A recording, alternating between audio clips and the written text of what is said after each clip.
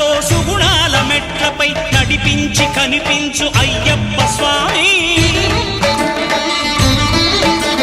మకర సంక్రాంతి సజ్జోతివై అరుదెంచి మహిమలను చూపించు మణికంఠ స్వామి